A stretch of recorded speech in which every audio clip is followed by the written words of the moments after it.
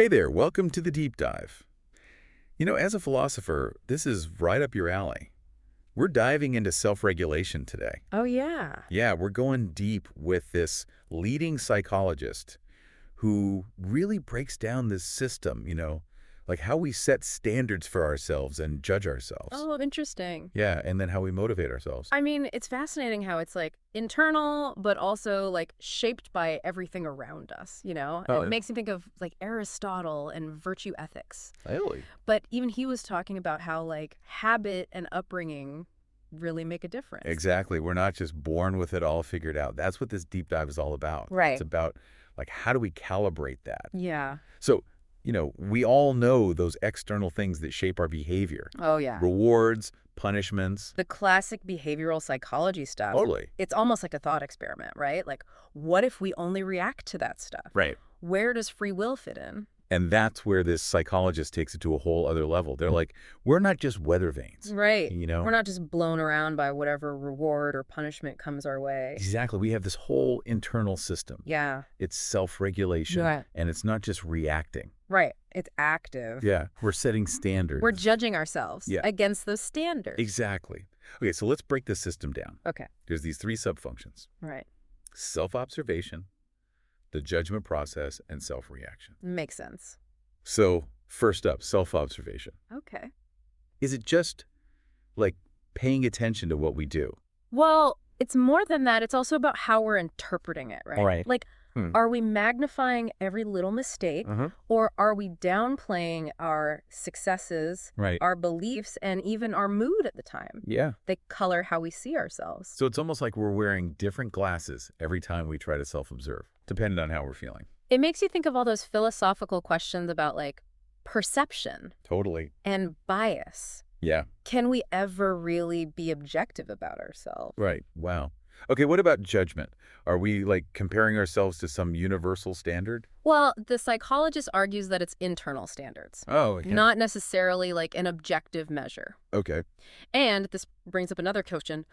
Where do those internal standards come from? Ooh, that's a big one, especially for a philosopher, right? Absolutely. If morality is not entirely objective, then how much of it is coming from these standards that we've like built up over time? Right. And the psychologist talks about three main ways that happens. Okay. The first one is direct tuition. Okay. That's like being taught right from wrong, good from bad. Like explicitly taught. Yeah, by parents, teachers, mentors, even just societal norms.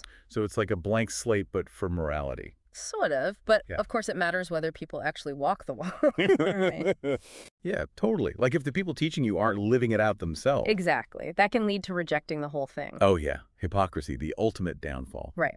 And then there's evaluative social reactions. Okay. That's more about learning by seeing how people respond to us. Oh, interesting. Praise, criticism, even indifference, it all shapes what we think is acceptable. It's like social contract theory in action. Exactly. We adjust based on those social rewards and punishments. Right. You know, even ancient philosophers were onto this. Oh, yeah? Think about the Stoics, right? Uh-huh.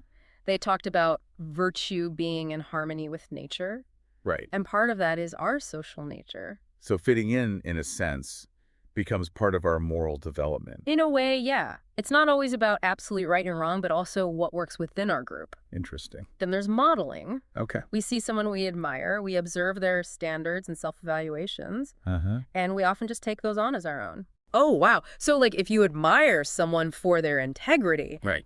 you might end up with their high standards for honesty. Yeah, it's like absorbing their moral framework. Wow. It relates to virtue ethics, right? Yeah. The idea that we learn by observing virtuous people. Right, right. But it also brings up a question the psychologist digs into. Why do some people set these impossibly high standards? Yeah. Even when it makes them super self-critical. It's that age-old question, right? Why chase the ideal when it seems to cause more suffering? Exactly. And the psychologist has some interesting thoughts about that. Maybe we can unpack them later. Okay. But for now, let's move to the last subfunction. Self-reaction. This is where the rubber meets the road, yeah. Exactly. We've observed ourselves. Judged ourselves. Now we react. Right. Either with a pat on the back. Or like a serious talking to. Exactly. It's all about responding to our own actions based on that judgment. And there are two types: tangible self-motivators and evaluative ones. Okay, tangible sounds pretty straightforward. Right. Like, if I hit my writing goal, I get a piece of chocolate. Exactly. We use rewards, treats, breaks, activities to keep ourselves going. Makes sense. Even Kant, all about duty, recognized that we have inclinations, right? Yeah. Self-love can motivate us too. Okay, so what about these evaluative self-motivators? Those sound a bit more, I don't know, philosophical. Yeah, they tap into things like self-satisfaction, Uh-huh. pride, a sense of accomplishment, Okay. internal rewards. And it raises a question that's, kept philosophers busy for centuries. What is that? What's true fulfillment? Is it just instant gratification, or is it striving for something harder, even if it means less fun now? Right. We deny ourselves those little rewards to achieve something big. And a lot of times, the challenge is the reward. It makes you wonder, is this a human thing? Yeah. Or do other animals have this drive too? That is a great question. Yeah, it's one the psychologist looks at too. Cool. We can dive deeper into those evaluative self-motivators later. Okay, sounds good. See how they connect to human nature. Awesome. It really gets into, like, consciousness, Yeah. motivation. Uh-huh. Do animals have that same drive Right. to be more than just their basic needs? It's a whole area of research. Yeah, for sure. Okay, but let's switch gears a little bit. Okay. What about when this self-regulation stuff goes wrong? Right. We've talked about the good side, setting standards, all that. Yeah. But what about the not-so-good side? Well, the psychologist talks about that, too. Wow. They say these dysfunctions in the system, they can lead to some, well, pretty messed up stuff. Whoa, okay, like what? What kind of dysfunctions? Well, one is setting those standards way too high. Oh, right, we talked about that a bit. Yeah, but it's important because it can lead to, like, constant disappointment. Uh-huh. You're always bummed out because you're not hitting these impossible goals. It's like Sisyphus. Right. Pushing that boulder up the hill forever. Perfect analogy. Never getting to the top. And then there's negative self-appraisal. Blaming yourself for everything, even when it's not your fault. Right, like attributing everything to some internal flaw. Exactly. It's like, Hmm. I'm not good enough, so of course I messed up. It's a self-fulfilling prophecy. Totally. It makes me think of existentialism a bit. Oh, yeah. How so? Well, the idea that we create meaning through our choices. Right. But what if those choices are coming from, like, a deep sense of not being enough? Ooh, yeah. It can lead to despair, Right. feeling trapped. Stuck in a loop. Yeah. And then comes the self-punishment, Oh, man. beating yourself up. Dwelling on the mistakes. Yeah, never giving yourself credit. So it's like this cycle. Right. Negative self-perception, negative self-treatment, And it just keeps spiraling. leading to more despair. Exactly. The psychologist talks about this, especially with depression. It's like you're stuck in this loop of self-hate, basically. And it just makes everything worse. Totally. And it shows why just treating the symptoms of depression might not be enough. Yeah. You have to address those thought patterns. Get to the root of it. Yeah, help people develop healthier ways of regulating themselves. So therapy becomes like philosophical re-education. In a way, yeah. Helping people question their standards. Right, Be kinder to themselves. exactly. Okay, but let's shift gears again. Okay. Let's talk about something really weird. Right. This ability we have to detach from self-regulation, Okay. especially when we're doing bad stuff. Yeah, this is the part that I still can't wrap my head around. Oh, right. How can we, with our big brains and morals, just turn off our internal control system? It's like we know better, but we do it anyway. Right. But think about it psychologically for a sec. Okay. If we keep doing things that violate our own code, Yeah. it creates this huge conflict. Oh, cognitive dissonance. Exactly. Our actions and our beliefs are at war. And that feels terrible. We got to resolve that somehow. Right. And a lot of times, the easiest way is to just change the story. Instead of changing our behavior? Exactly. We convince ourselves it's not that bad. So it's easier to change the narrative than actually change what we're doing. It's like a mental shortcut. Is it just convenience, or is there something deeper going on? Yeah, like with cognitive dissonance and self-deception. Right. Those are great questions. Philosophers have been debating that forever. Yeah. This psychologist, they add a whole new layer to it, though. Okay. I'm all ears. So how do we do this? How do we disconnect? Well, one way is moral justification. Okay. We reframe the bad thing as serving some higher purpose. Oh, so it's not stealing, it's redistributing wealth. Exactly. It's not lying, it's being strategic. Right, right. We make it sound better. We align it with some greater good. Even if, deep down, we know it goes against our morals. Yeah, and we see this all the time, right? Oh, yeah. Throughout history. Wars, oppression. People justifying horrible things. It's like morality becomes flexible, Right. shaped to fit whatever we want. It makes you wonder about good and evil, intention versus outcome. All those big questions. Yeah, it really complicates things. Ethically speaking, it shows how subjective morality can be. How easily we can twist it to fit our needs. Exactly. I'm seeing how this psychology stuff has big implications for philosophy, Totally. ethics, even politics. For sure. But there's more to these disengagement mechanisms. Okay. Another one is euphemistic labeling, What's that? using fancy language to make something sound less bad. Ooh, I see. It's not killing, it's neutralizing. Right, Not torture, but enhanced interrogation. right. The words themselves become part of the self-deception. So the language is like a tool. Yeah, to sanitize those actions. Make them seem less wrong. Exactly. Is this like doublethink? It's similar, yeah. Holding two opposite beliefs at once.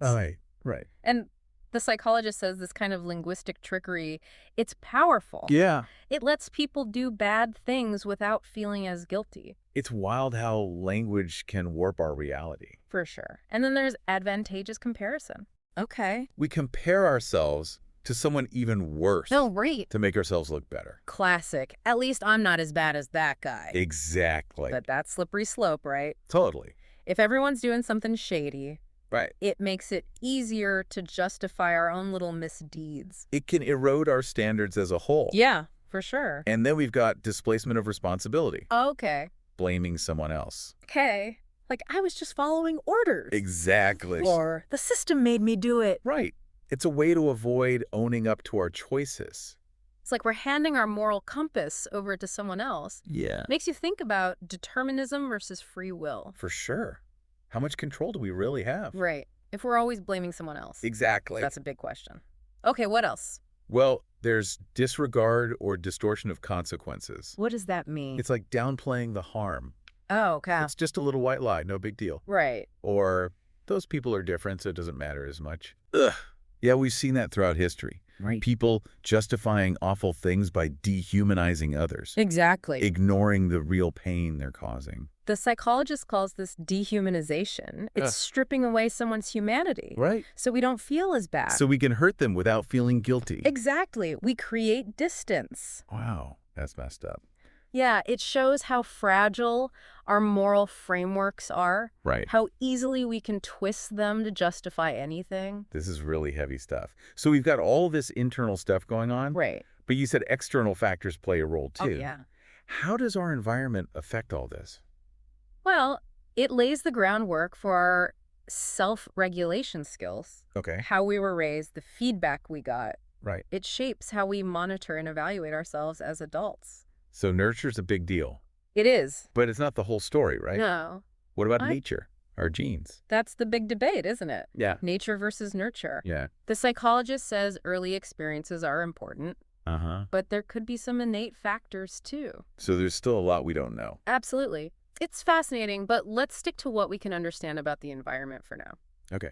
Sounds good. Social support is huge. How so? Well, if the people around us value achievement, Yeah. hard work, we're more likely to adopt those values too. So the company we keep matters. Big time.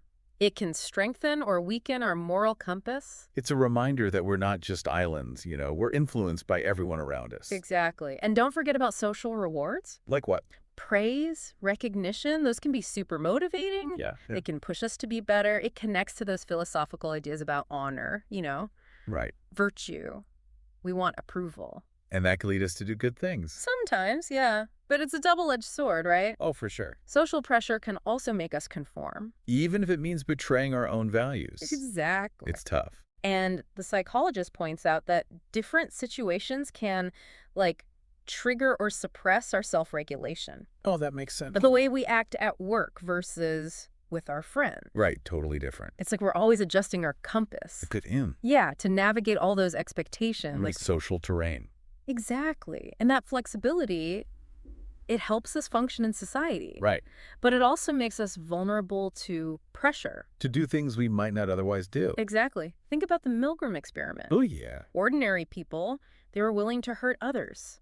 Just because someone in authority told them to. It shows how powerful external pressure can be. How easily it overrides our internal compass. And that's why it's important to understand all this, Yeah. the internal and external stuff. If we want to be ethical. Exactly, both as individuals and as a society. This has been, wow, really eye-opening. Yeah. We've gone from the nuts and bolts of self-regulation to, like, the dark side. Right. And now we're seeing how the outside world can shape it all. It's complex, but it's essential if we want to understand ethics. Yeah, being human is complicated. Totally. So before we wrap this up, I'm curious about your final thoughts. Okay. What's the one thing you want our listener, who's a philosopher, to take away from this? Well, I think the big thing is self-regulation. It's not like some set of rules, you know? It's not fixed. Yeah. It changes, it evolves as we experience life. So we can shape it, but we're also shaped by it. Exactly. And that's where the psychologist's work is so helpful. Right? It gives us a way to understand all those forces. Yeah, yeah. And for a philosopher, I think this brings up a huge question about responsibility. Oh, totally. Like, if our self-regulation is so easily manipulated Right. by ourselves or by, the world around us, By everything, yeah. how do we hold ourselves accountable? Right. And how do we hold others accountable? It challenges those traditional ideas about free will, For sure. about blame. Yeah, like, does being ethical mean more than just following the rules? Right. Does it mean we have to be aware of all the psychology stuff? All the ways we can trick ourselves. Exactly. It's almost like we need, like, a meta-morality, That's a great way to put it. a way to judge not just what we do, but how we decide to do it. And I think that's where self-awareness comes in, right? Yeah. That's what the psychologist emphasizes. Uh-huh. To really live ethically, we have to examine our own thinking. Right. See when we're fooling ourselves. Catch ourselves rationalizing bad stuff. Exactly. It's not enough to know right from wrong. Yeah. We have to know how easily we can blur those lines. Right. Our minds can play tricks on us, make us believe wrong is right. And this awareness is crucial for everyone, not just philosophers. Right. It's how we build a better society. Yeah, if we understand our own weaknesses, maybe we can design systems to help us. Exactly. Like education programs that teach critical thinking, Yes. social norms that encourage honesty, even laws that take all this psychology into account. That consider how our minds work. Yeah, exactly. So we've explored this dark side of our minds, but There's hope, right? there is. If we understand ourselves better, we can work towards a more ethical world. I think that's the takeaway. And the psychologists, they leave us with a final thought. Oh, what's that? They ask, if people can so easily shut off their conscience when they're doing bad things, Yeah. what does that mean for moral responsibility and for how we structure society? Wow. Yeah. That's a big one. It is. It's something we all need to think about, not just as philosophers, Right? but as people trying to live good lives in a messy world. Exactly. Well, this has been incredible. Thanks for joining us on this deep dive into self-regulation. Yeah, it's been really insightful. It's always a pleasure to explore these connections between psychology and philosophy. Me too. It reminds us that understanding ourselves is a lifelong journey. It really is. And to our philosopher out there, keep asking those tough questions. Yeah. Keep digging. The answers might be closer than you think. Right inside your own mind. We'll see you on the next deep dive.